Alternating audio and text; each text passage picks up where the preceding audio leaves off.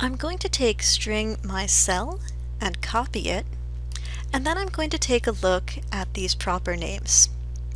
So this is one of them. I'm going to put it in parentheses so that I can see it a little bit better. And then there's this second one over here.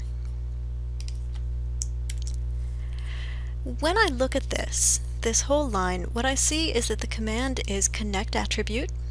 I'm using a flag called force to make sure that the connection works. This is the name of my object, and then this is the output that I'm using to connect. This is the name of the object, and this is the input that I'm using to connect. So what I want to do is I want to replace this proper name with my variable. I will paste that on in there.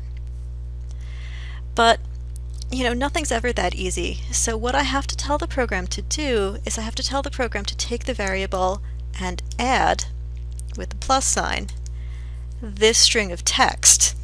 So I'm going to put it in quotes to let the program know that this is now a string of text that I would like to add to the variable. And then I'll do the same thing here. I will Control V and then make sure that I am adding and put this string of text in quotes. Let's make that window a little bigger so you can see the whole thing. Great. So the other thing you need to know is that right now if I just leave this way, it says string my selection with this thing in brackets. The thing in brackets is a matrix, and with a matrix it's populated with a number of objects. The first object is always the 0 object. The second object is always the 1 object. So if I set this up like this and then like this, what that's telling Maya to do is it's saying take the first object, output it into the second object. So I'm going to write myself a little line here. I'm going to put in 2 backslashes, which turns this into a comment. A comment can be written in plain speech, so it just helps you remember what the line of code is doing.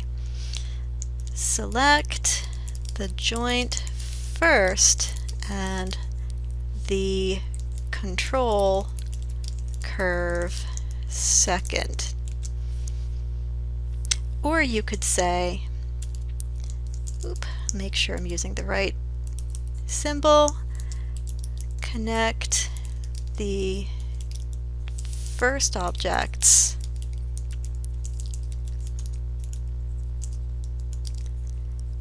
world matrix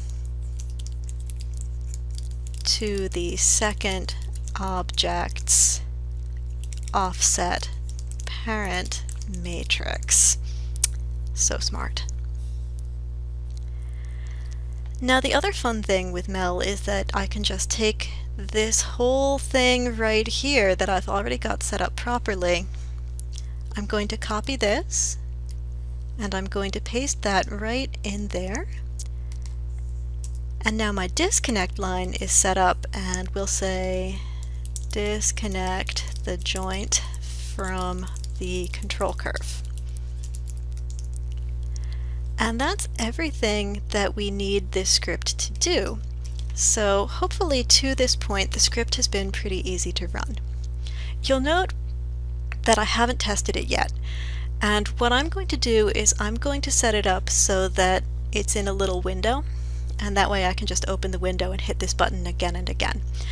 And I'm not even going to bother testing this until we get to that window, so just bear with me and we'll be along in just another couple of minutes.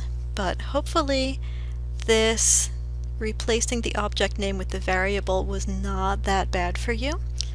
And in just a minute we will go and write a window script.